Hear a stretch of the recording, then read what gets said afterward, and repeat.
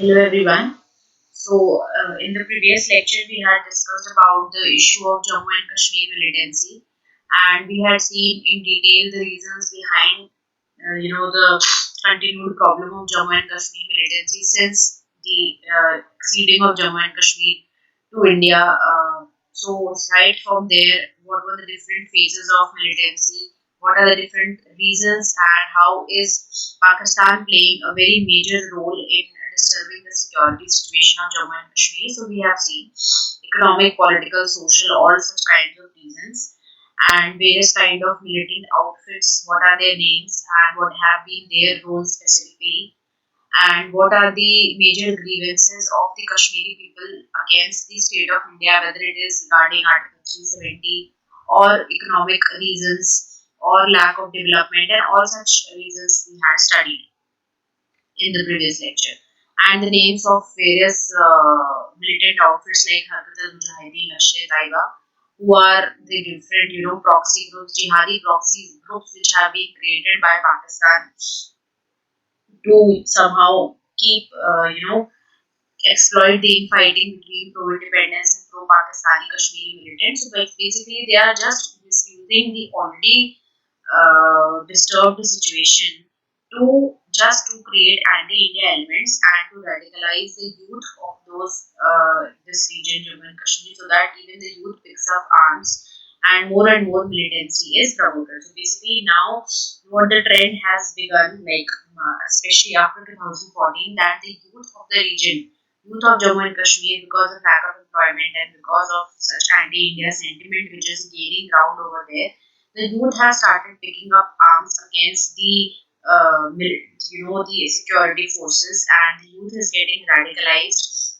And Pakistan and such jihadi proxy groups are playing a very major role to train and to radicalize these youth so that they can also join the militant ranks. And time and again, government of India has extended a helping hand and also tried to improve the situation, but it has not been very successful, or I would say not at all successful till now, because of various reasons. Because the thing is that until and unless we negotiate this problem with Pakistan on a very equal footing, and Pakistan stops cross-border terrorism, cross-border infiltration of militants, and cross-border training of militants in Jammu and Kashmir, this problem would not be over. So basically, diplomacy with Pakistan at the highest level is required in order to somehow control the situation in Kashmir. And this diplomacy at foreign policy level has to be displayed by both the countries on equal level only then. Because as a result of the problem in Kashmir and the militancy in Kashmir, even the India and Pakistan relations have been soured in the last few years. Trade relations, whether it is trade relations or it is other diplomatic presence of India in all the regional groups like ASEAN, SAARC, and all that.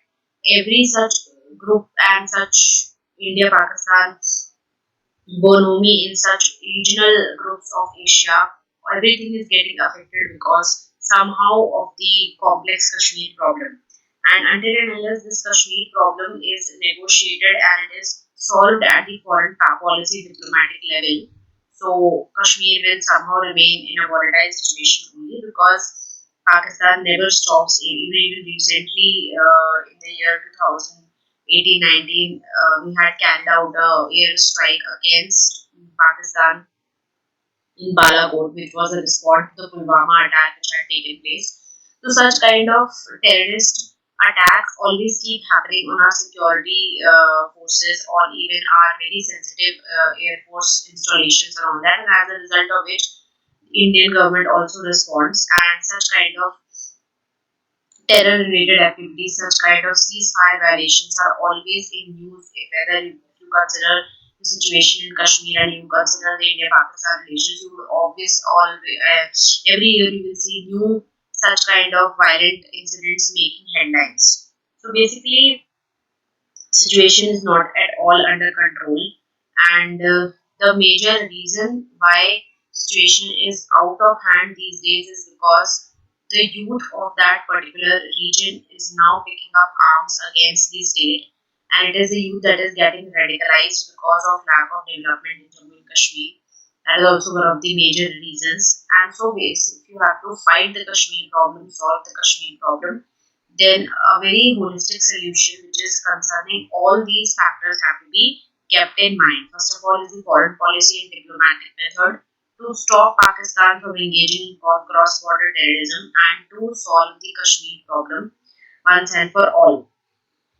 So basically, a lot needs to be done. Lot has been tried, and lot is there is much more scope, and there is lot of which is remaining to be done in as far as Jammu and Kashmir militancy problem is concerned, because it involves a lot of factors. It involves a lot of factors. It is not a very simple and a straightforward issue, and it is a very complex problem. So the same effort needs to be made if you have to reach any lasting solution when it comes to the Kashmir problem or the Jammu and Kashmir militancy problem.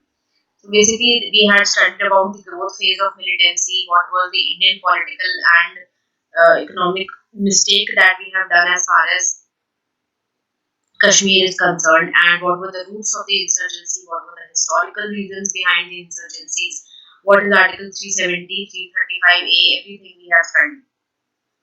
The names of different militant organizations and terrorist groups who are creating ruckus in Jammu and Kashmir, exploiting the already fragile situation and creating and turning the youth and turning the people of Kashmir against India, all that also we had studied. Now we will study the phase of militancy in Kashmir between 2003 and 2008. Okay, so basically, Kashmir witnessed a period of relative calm. That is, there was reduction in the militancy in this period.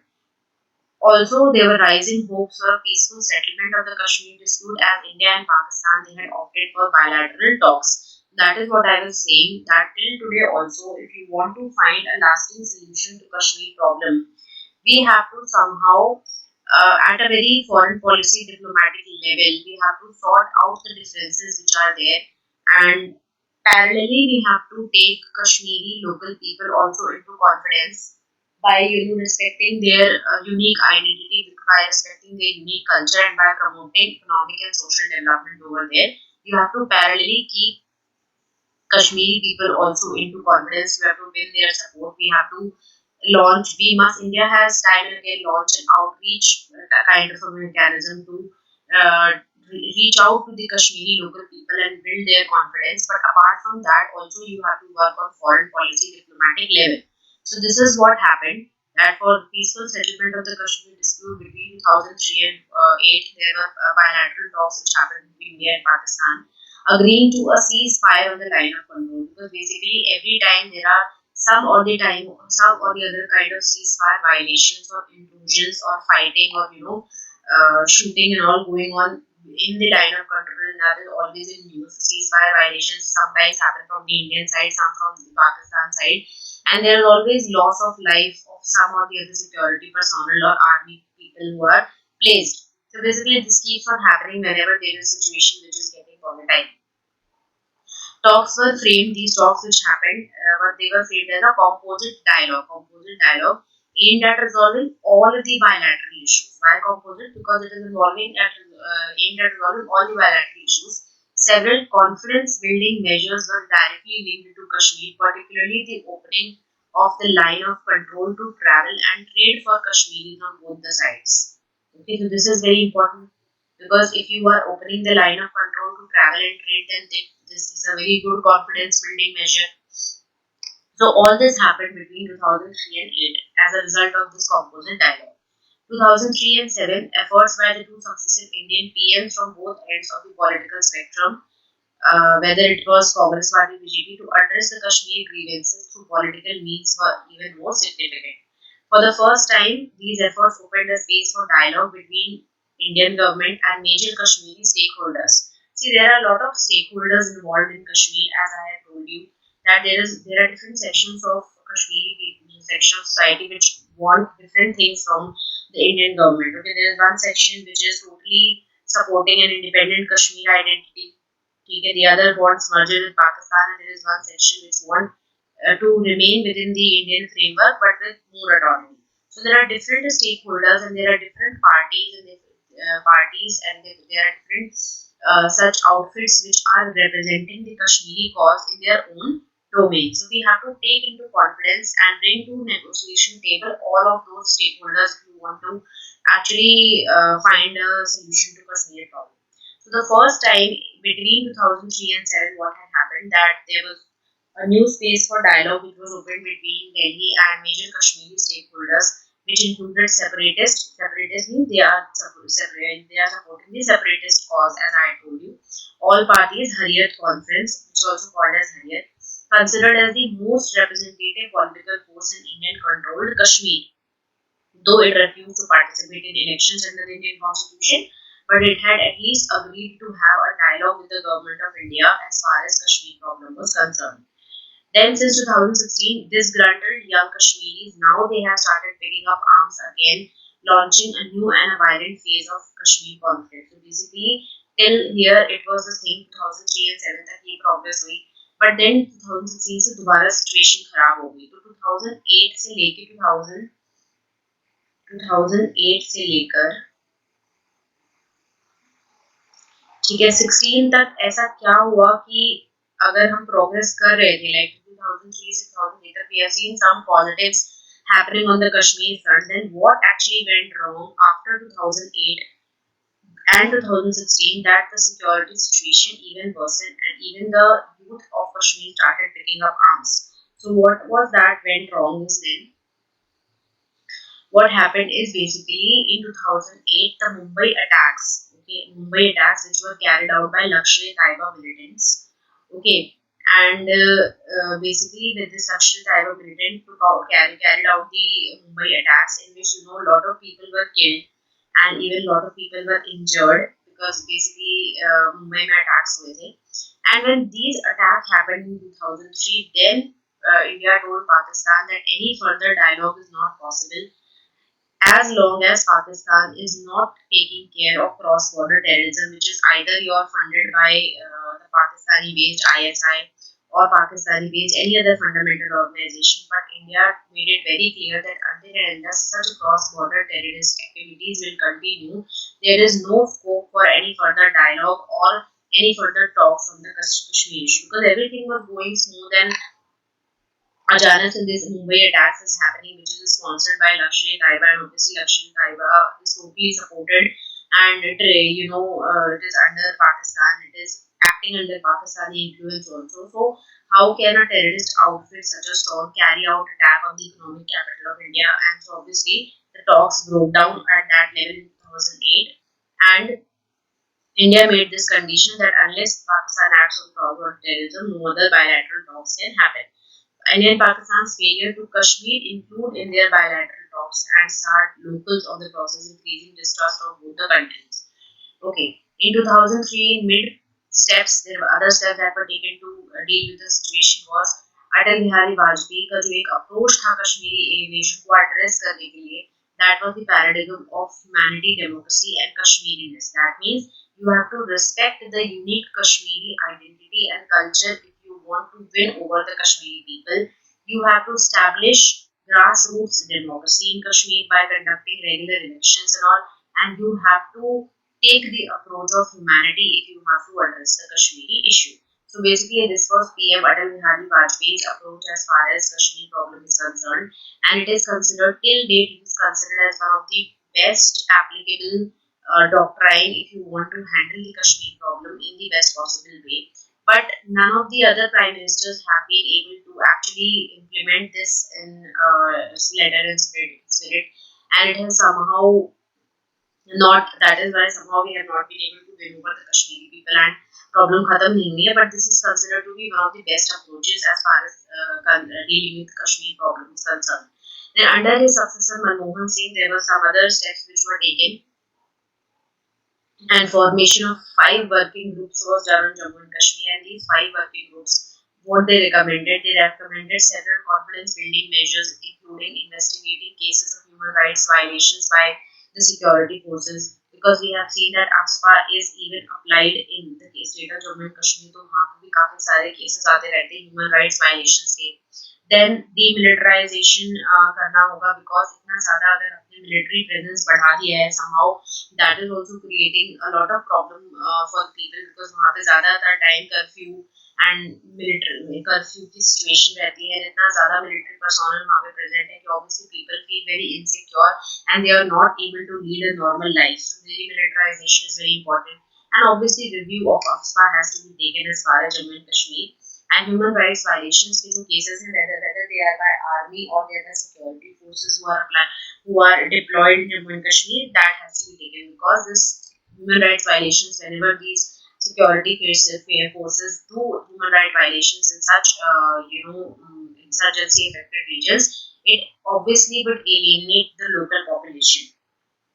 Settlement of displaced persons in Jammu and Kashmir, strengthening existing provisions for a trade and bus service for Kashmiris across the line of control. So these were some of the positive steps that were taken in the time period of BJP, Atal Bihari Vajpayee and Mr. Dr. Manmohan Singh, as in their tenure, what they did to address the Kashmir problem.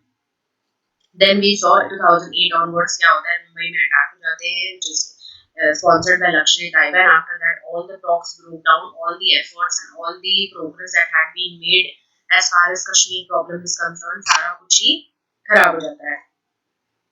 उसके बाद क्या होता है, after this time, now what is the situation is that young Kashmiris, they have started joining the militant ranks in large numbers. And then in 2014, what happens? BJP, which is a Hindu nationalist party, comes to power. And obviously, what is their ideology? Is a very hardline approach towards Kashmir. Okay. And what is their intention? Their intention of BJP right from 2014 was revoking of Article 370. Revoking of Article 370, which actually had exaggerated the anti-India sentiment, because there's a large section of Kashmir, even the entire Kashmir, which never wanted Article 370 to get revoked, because they only wanted to be linked or integrated towards India through Article 370. But there are many criticisms also against Article 370, that Article 370 has somehow not been successful in integrating Kashmir, and it is somehow which is responsible for low economic development of Jammu and Kashmir, because under Article 370 and 35A, private investment cannot happen, because no outsider can buy property or do business in Jammu and Kashmir.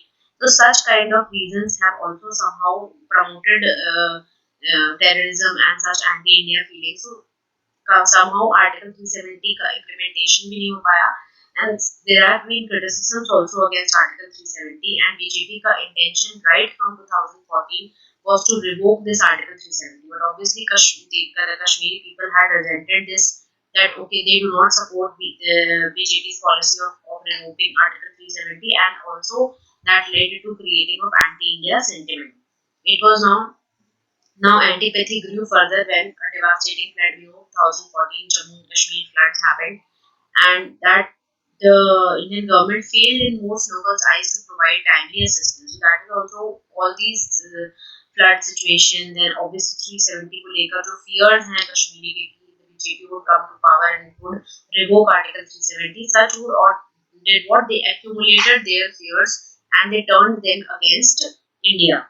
With security forces deployed in huge numbers with no oversight, rights, they are doing human rights abuses, they are including themselves, or they are conducting extrajudicial killings, okay, torture, and they are doing engaging in custodial deaths. So ये सारे जो security forces के कहीं ना कहीं human rights violations करेंगे, that also is creating a lot of grief for the people of Jammu and Kashmir. तो सबका एंड रिजल्ट क्या हुआ, ये सारी चीजों का? There was an upsurge of militancy and renewed popular support for the insurgency in 2014, and in 2016 even the young Kashmiris have picked up arms again, launching a new and violent phase of the Kashmir conflict. तो basically हमने Kashmir security forces का एक reason देखा कि security forces जो वहाँ पे diploid है, they are also creating a lot of ruckus by engaging in human right abuses, extrajudicial killings, torture, custodial deaths वगैरह में engage कर रहे हैं. तो ये सारे जो चीजें सिक्योरिटी फोर्सेस वहाँ पे कर रहे हैं, वो भी एक बहुत बड़ा फैक्टर है कहीं ना कहीं कि people of Kashmir have turned anti-India, and they have developed anti-India sentiment, and also then they had fear of BJP's intention of revoking Article 370, which a large section of Kashmir society doesn't want Kashmir revoking of Article 370. ठीक है, फिर ये सारे different reasons की वजह से कहीं ना कहीं एलियनेशन बढ़ता गया, and it has now led since 2013 to the young Kashmiris picking up arms against the government of India. Now we will look into a little bit about the efforts which have been made by the Indian government as far as the developmental oriented programs in Kashmir are concerned. We saw the problem, we saw the growth phase of militancy, various militant outfits, what role they are playing, what role Pakistan is playing, what are the other political steps which have been taken time and again by some prime ministers who were sensitive about the Kashmir issue, and किस तरीके से working groups जो form हुए मनमोहन सिंह के under, उन्होंने क्या क्या suggest करा. फिर 2008 में हमने देखा कि ये लश्कर ताइबा वाला अटैक हो जाता है, and then after that BJP का पावर में आना and everything. But since 2004, there have been lot of developmental oriented and outreach programs which have been launched by the government of India to solve the Kashmir problem or to promote development in Kashmir, so that उससे भी एक direct effect पड़ेगा terrorism की problem पे. तो वो कौन कौन से स्टेप्स गवर्नमेंट ने लिए. First was PM Manmohan Singh launching a reconstruction plan, which is PMRP of 24 crore, which is basically to create infrastructure, power and transport, because कहीं ना कहीं infrastructure and power and transport का development भी economic development में convert होता है. So to develop the infrastructure, power and transport, Prime Minister Manmohan Singh has initiated a reconstruction plan of 24,000 crore. Now what are the other schemes? Some of the other schemes which have been launched by the government is newly developed rail network, then the project Udan, which is basically an initiative of National Skills Development Corporation and the Ministry of Home Affairs, and it is actually aiming to provide skills to 40,000 youth over a period of 5 years. So basically, it is a skill development initiative to train the youth or provide skills upgradation of 40,000 youth of Kashmir, so that they can gain a very good, or you can say, remunerative employment. 900 crores worth के road infrastructure time and again launch करे गए हैं. Then special scholarship scheme for Jammu and Kashmir to encourage the youth to pursue higher studies. Then Project Umeed had been launched for empowerment of women of Jammu and Kashmir. Project Himayat for capacity building and employment of youth. So all such are the schemes which are launched, or which are the developmental oriented schemes. Okay. Then people to people contact बनाने के लिए, because see, there is also if you want a true integration of Kashmir with India, then you have to develop people to people contact. उसके लिए through Bharat दर्शन programme launch करे गए. Operation all out, और ये जो ऑपरेशन बैंडर है जो basically Feb 2019 में लॉन्च करा गया in Balakot Pakistan. It was first of all a response to Pulwama attack which was carried out by the Pakistan against Indian forces. ठीक है, तो जो पुलवामा अटैक हुआ था, पुलवामा अटैक के रिस्पॉन्ड में गवर्नमेंट ने 2019 में ऑपरेशन बैंडर लॉन्च किया in Balakot Pakistan, and it was an operation which was carried out by the Indian Air Force. And operation all out भी एक बहुत बड़ा एंटी मिलिटेंसी ऑपरेशन था, which was launched in Jammu and Kashmir in 2017. In which year it was launched? It was launched in 2017, Operation All Out.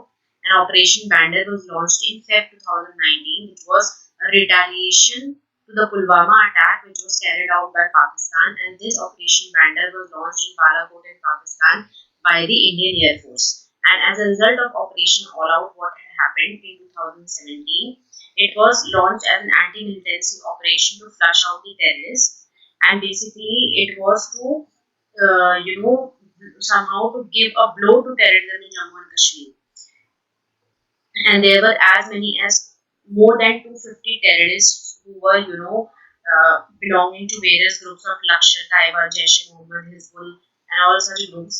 And as a result of this strategic operation, what happened, and because of the result of the strategic operation and other intelligence inputs, these militants and these terrorists were flushed out of Kashmir as a result of this operation all out. So such you can say concerted operations which are being carried out by the Indian army against these terrorists, such focused operations are also required in the future if need be.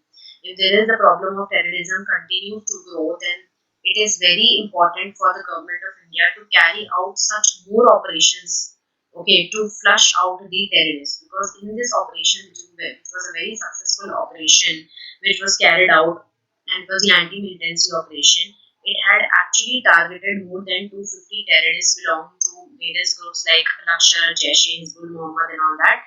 And it was very successful in wiping out more than 250 terrorists out of Jammu and Kashmir. So basically, to teach a good lesson to the terrorists that if you conduct such illegal or such kind of lethal operations, then you will not be spared. You will not be spared. So Operation All Out in 2017, Operation Bandar in Feb 2019 against the Pulwama attack. Operation Bandar was basically a preemptive strike which was carried out by the Indian Air Force. But that is also very important to instill a kind of fear that Pakistan will not engage itself in any other future terrorist attacks. So it was a preemptive strike. But Operation All Out was an offensive act which was carried out by the government of India against more than 250 terrorists in 2017. It was a very successful operation to wipe out so many, more than 250 terrorists out of Kashmir. So if need be in future also, such operations have to be carried out by the government of India to instill a fear in the terrorists, to instill fear in Pakistani forces which are somehow carrying out anti-India elements and promoting terrorism in Jammu and Kashmir.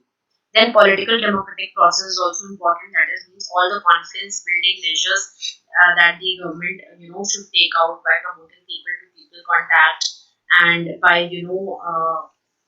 somehow reimbursing the security related expenditure of the states, or providing material supplies or payment to the family of the civilian or security forces who have been killed in violence and all that. So that is, you are also kind of showing your empathy towards the security forces and their families who have been killed in the such attacks and all that which keep happening in Kashmir. Training and operational needs of the so basically, this is the thing which comes under the confidence building measures. Then obviously protection of human rights is very important. So security forces have to be trained in this manner that they should respect the human rights of all the people in their day-to-day activities, and they should not indulge in human rights violations. Now, what is the present status as far as Jammu and Kashmir is concerned? So we are all aware of the present status that Article 370 is no more. Article 370 has been revoked. Article 370 has been revoked, meaning जो Article 370 के provisions थे regarding Jammu and Kashmir, they have been diluted, and it is not now that the power of central government is only limited to three domains as far as Kashmir is concerned. Now it's that the Kashmir has been fully integrated and it is part of the Indian constitution, and it's not that now Jammu and Kashmir will have its own constitution or nothing like that. It is fully integrated towards the Indian Union, and this announcement was made by the Indian government last year. Now, what effect does has what was the pros and cons of this step taken by the government, and what effect does it have till today on the situation in Kashmir, and what was the intention of the government to revoke or repeal Article 370, that we will discuss. So basically last year Article 370 was repealed, and we had studied about Article 370 that it granted special status to Jammu and Kashmir, that Jammu and Kashmir under this would have its own constitution, its own legislation making power and everything, but now all that has gone. Now Jammu and Kashmir has actually the state has been bifurcated into union territories also, and Jammu and Kashmir, the one territory unit Jammu and Kashmir which will have its own legislature, and the other union territory is Ladakh which will be without a legislature. So basically Article 370 को तो हटाया ही गया, साथ में Jammu and Kashmir को bifurcate कर दिया गया टू टेरिटोरीज, यूनियन टेरिटोरीज में Jammu and Kashmir, and which will have a legislature of its own or a constituent assembly of its own, and Ladakh which will be without a legislature or without a constituent assembly. तो इस तरीके का step एक government ने लिया. Article 370 क्या था? Obviously, it gave autonomous status to the state of Jammu and Kashmir. And under Article 370, it was restricted for the Indian Parliament to make any laws for the state and it could preside only over the subjects of defense, external affairs, and communication. Even laws related to union and concurrent list they could only be passed after consultation with the state government. So it restricted the role of Indian Parliament over Jammu and Kashmir had its own autonomous and special status as part of 370. Now all that is gone. As of now, last year, government has annulled Article 370 and now it is fully integrated to the Indian Union. It doesn't have its own constitution. Constitution of India applies to the Jammu and Kashmir region and it is bifurcated into two union territories as we have discussed. Now, what was the rationale behind this move means that what is that the government is saying, what is the government's you can say logic or what is the government's reason behind revoking Article 370 is that according to government Article 370 has prevented Jammu and Kashmir to merge with India rather than being a basis of its merger. Somehow it always separated. This is what the government says, and government says that it was discriminatory on the basis of gender, caste, class, and place of origin. Now this you can agree a little bit that it was discriminatory because under Article 370 we have studied about Article 35A.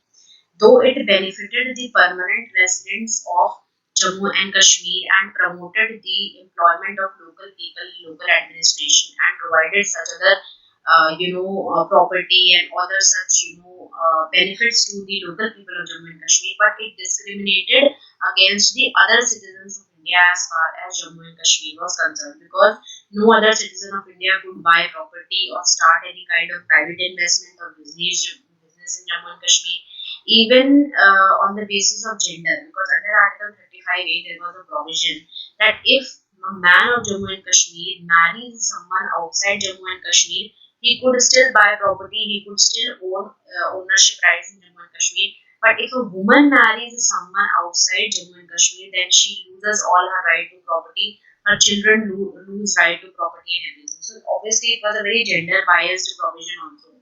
So, under Article 370, 35A was indeed very discriminatory against other citizens of India. This logic is true to some extent.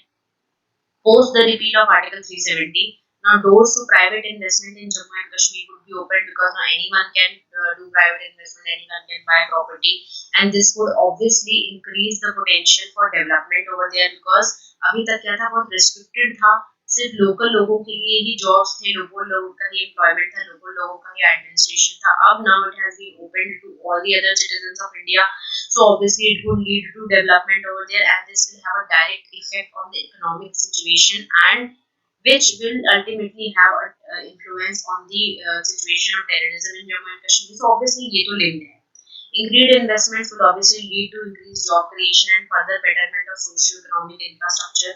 Opening or buying of lands would bring in investments from private individuals and MNCs, also multinational companies, and give a boost to the local economy of Kashmir. So all these are the reasons which are given by the government.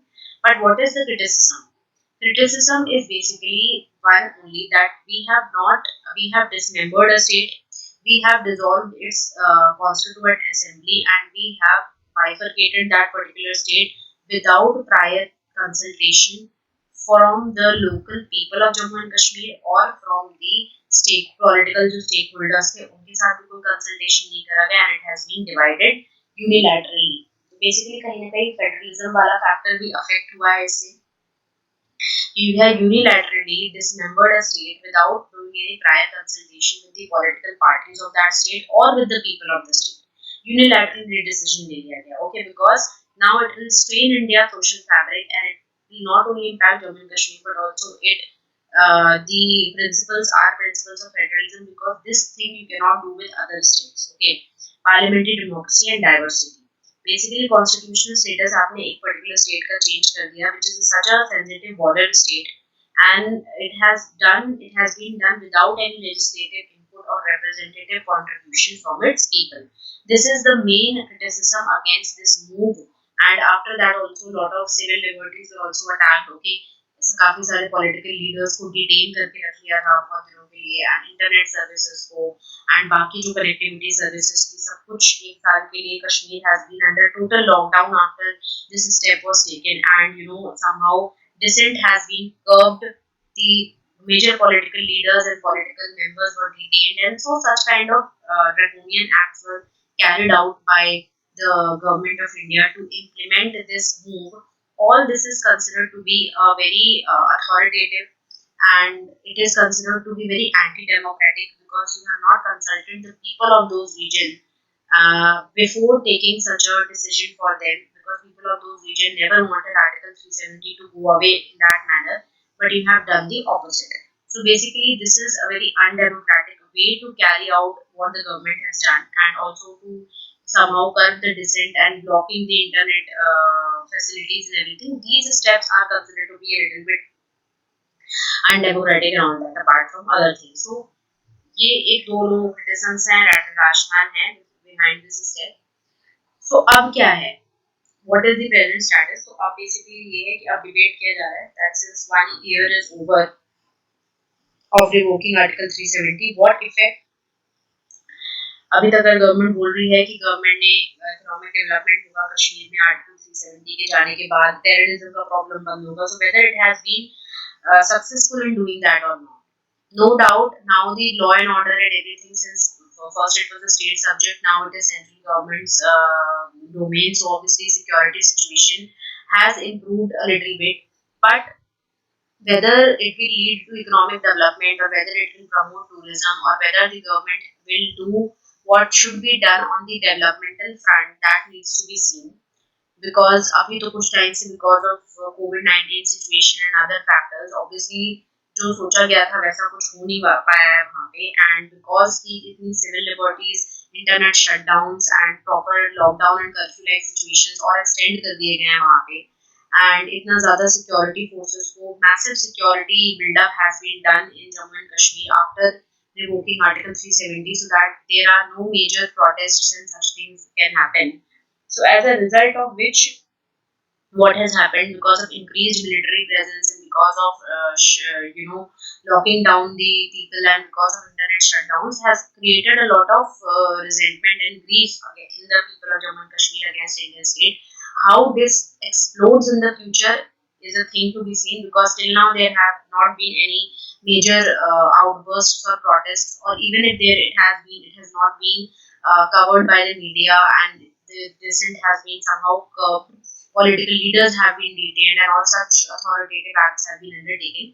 But it needs to be seen, and only time will tell whether this move will backfire or it will actually lead to the development of Jammu and Kashmir as is argued by the government. But the present scenario of curbing the dissent by imposing lockdown and by the current COVID situation also, and that the youth of the Jammu and Kashmir is not able to apply for jobs and other such facilities because internet speed and everything is so low, internet access is so poor, and all such moves which have been taken by the government, whether they will backfire or they will lead to development of Jammu and Kashmir, is a thing of the future that we will see in the coming times. But obviously there is a lot of scope which is there. If the government has carried out such a move, then they should implement the other welfare schemes also, so that now they reach the needy section of Jammu and Kashmir society, and so that the corruption and nepotism जो अब तक था कहीं ना कहीं, और एक terrorism का एंड मिलिटेंसी का एक जो कॉम्प्लेक्स वेब है जम्मू एंड कश्मीर का, वो ब्रेक हो सके एंड कहीं ना कहीं इकोनॉमिक डेवलपमेंट हो सके, नेपोटिज्म और करप्शन बंद कम हो सके जम्मू एंड कश्मीर में. So these things are the things which are yet to be seen. इसका जो impact है इस particular move का गवर्नमेंट का, वो आगे की बात है और वो आगे ही पता चलेगा कि वो कितना सक्सेसफुल हुआ है. So now after discussing the Jammu and Kashmir militancy का problem, Article 370 को revoke कर दिया, उसके बाद क्या है क्या नहीं है, now we will study under this head, because we were studying this topic is divided into two topics, okay, subheads basically: role of state and non-state actors. Role of state and non-state actors. So basically, state actors also which are funded or supported by the state or the government, you can say, and non-state actors, the actors which are not directly supported by the state, okay, like the terrorist outfits हो गए, extremist outfits हो गए, इनको कभी भी कोई government support नहीं करता है. करते हैं, government भी support करते हैं, but there are many other parallel thing which is going on, which is not supported by the state, directly funded or supported or organized by any government, but they are outside independent of the government, which are influencing the security situation of a particular country or a particular region. Those are called, that is called the role of the non-state actors. Okay, and also we will study about that. क्या होता है?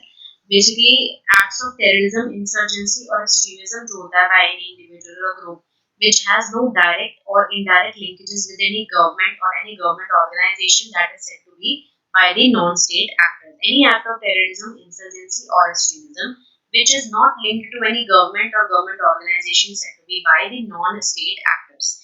Emergence of non-state जो terrorist actors होते हैं, rise of their international influence is accelerating. Much of their activities clandestine. Clandestine means it is hidden and outside the accepted international norms. International and state-sponsored जो terrorism होते हैं, they are motivated by fundamentalist ideologies, as we have seen in the case of jihadi proxy groups in Kashmir, which are affected by the fundamentalist and very radical extremist jihadi ideology, backed by secretive but efficient financial networks, use of IT, clandestine access to chemical, biological, and nuclear materials. Obviously, illicit drug trafficking is also one of the angles of non-state actors, has emerged as a major threat to international stability. Now, what they do, these non-state actors, they pose threat to multi-religious, multi-ethnic, and pluralistic societies.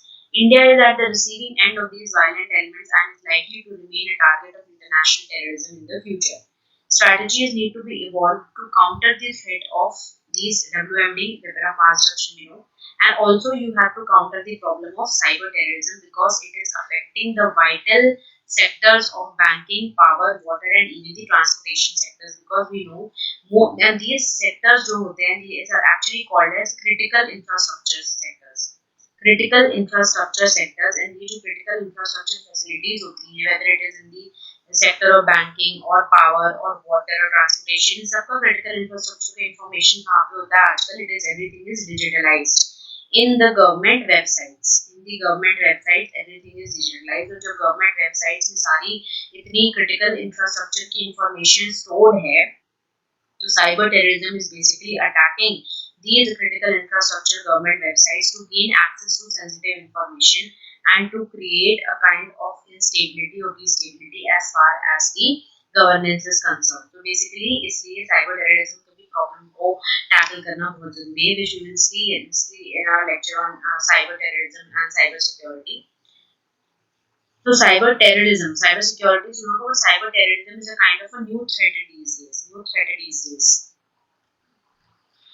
Now Pakistan का क्या role रहा है as far as देखो हमने state actor का देखा, because obviously Pakistan is supporting so many militant outfits in Kashmir. So you saw the role of the state in security, because it is state in creating internal security situation, because you saw the direct role of Pakistan in creating and radicalizing and training these fundamentalist jihadi proxy groups against India, okay, and also carrying out other illegal activities against India and destabilizing the Indian security situation. So that was a direct role of Pakistan, and that was a role of state actor in creating challenges to internal security. Now, what has been the role of Pakistan as a part of non-state actor? So, it has been waging a proxy war against India. Since the Kargil war in the military group, Pakistan's support to cross-border terrorism has intensified and it is expected to continue in the future. Okay, nexus with Taliban and the jihadi elements, as well as the involvement in religious extremism, international terrorism, and narcotics trade also, because Pakistan is at the helm of the Golden Crescent. Okay, Golden Crescent जो Iran, Afghanistan और पाकिस्तान का जो Golden Crescent है, it is a hub of narcotics trade और illegal drug trade का hub होता है पाकिस्तान, उस hub के बीच में, Golden Crescent के बीच में. So because of that, it is also transferring that problem through the porous border in Indian territory also. So Pakistan poses a threat not only to India but to the stability of the region as well, because it is present in the hub of Golden Crescent of drug trade, illegal drug trade, which is Pakistan, Afghanistan, and Iran. The threats feared by non-state actors to internal security of India are that these non-state actors of India through hawala transactions and illegal financial transactions, they bring fake currency to India and try to maintain an economy. Also, they bring fake currency to India through porous borders. They smuggle fake currency to India. They smuggle along with that weapons also, drugs also. That is why you see that there is a very huge, massive drug problem in the Punjab and northeast of India, which is directly obviously targeting the youth. Extremist जो non-state actors होते हैं, they include religious fanatics who propagate religious hatred and can lead to communal tensions in the country. This is also one of the very reality of the day, that किस तरीके से religious indoctrination करके ये non state actors होते हैं, कहीं ना कहीं कम्युनल टेंशंस क्रिएट करते हैं इन द कंट्री में, और obviously communal tensions will disturb the security situation of our country. They can also incite people for regionalism, thus demanding their separate state, which further increases the secessionist tendencies as been happening in the northeast of India. You can see especially the feeling of regionalism है वो ज़्यादा से ज़्यादा कहाँ promote हो रही है, in the northeast of India, and major tribal groups are demanding their own separate homeland apart from India. So ये secessionist tendencies ही हुई. तो basically इस टाइप के activities जो हैं ये चलते हैं. These are all promoted by the non-state actors of smuggling fake currency to India, smuggling weapons, drugs, narcotics, trade on all such to India, extremist propaganda करके कहीं ना कहीं religious hatred को propagate करना and to create communal tensions. तो इस तरीके की चीजें ये non-state actors करते हैं. Terrorists and insurgents, they are receiving weapons mainly from across the border from their system of organized smuggling groups. Most of the arms are coming from Pakistan through the ISI, Pakistan-based fundamental organizations. जो Afghan Mujahideen groups हमने पढ़े, ठीक है, लश्कर Taiba and Hizbul Mujahideen वगैरह and militant themselves, they bring arms from the north west frontier province. Smugglers जो ये हैं, they have also acquired high-powered speedboats and they can land at uncharted beaches and creeks. Arms are also coming from the long and the porous India-Nepal border also. Okay, and even the Maoist wala जो problem है, that is also being exaggerated because these Maoists are entering India through the India-Nepal porous border, and arms are also being smuggled via Bangladesh and Myanmar. So even the security situation at the border front is not stable, and there's a lot of illegal trade and a lot of illegal smuggling of arms and drugs which is happening at the India and the other international borders that we share with so many countries, because they are very long and very porous borders, and the terrain at these borders is very unfavorable towards India, which is very favorable to the people who are indulging in these illegal activities. So basically, these are all the different reasons as to how these non-state actors try to create illegal, try to disturb the security situation of our country, and obviously which is impacting the growth and development of any nation. ये था, हमने Nepal border पे भी पढ़ा कि Maoist का भी infiltration होता है illegally towards our country, arms and सारी चीजों का तो हो ही रहा है.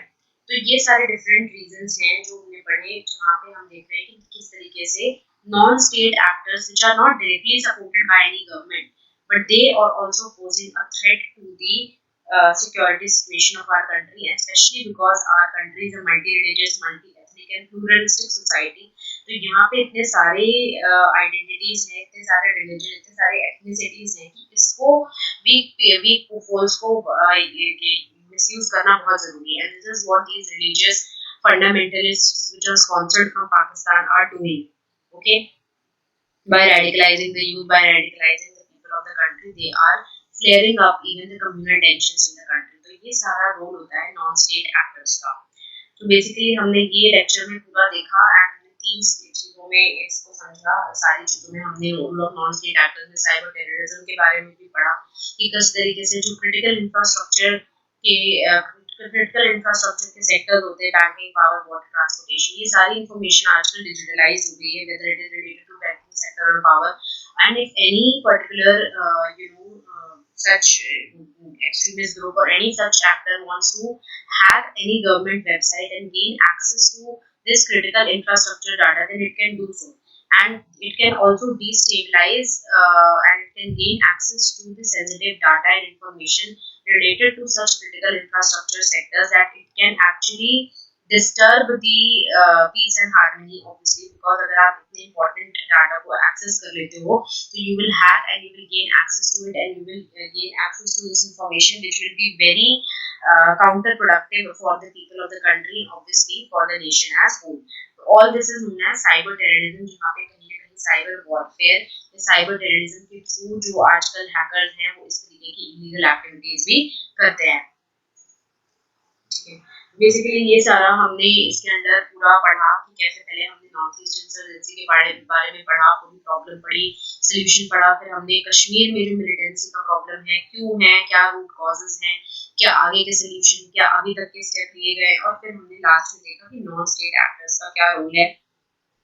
गवर्नमेंट ने सिक्योरिटी सिचुएशन को इम्प्रूव करने के लिए सिक्योरिटी एस्पेक्ट में क्या किया है, डेवलपमेंटल को प्रमोट करने के लिए कैसे गवर्नमेंट ने जम्मू एंड कश्मीर में उड़ान स्कीम, उम्मीद, हिमायत वगैरह लॉन्च किया, रोड इंफ्रास्ट्रक्चर प्रोजेक्ट लॉन्च किए हैं, अदर इंफ्रास्ट्रक्चर प्रोजेक्ट्स लॉन्च किए हैं, स्किल डेवलपमेंट के लिए इनिशिएटिव लिया है। तो इस तरीके की सारी चीजें हमने एक ब्रीफ में सारी चीजों को पढ़ा है, एंड इतना तो आपको एक मिनिमम करना प्रिपेयर करना पड़ेगा to prepare this whole topic of role of state and non-state actors. So, okay, then this is it for this lecture and this topic. We'll be taking up the next topic in the next lecture. Thank you so much.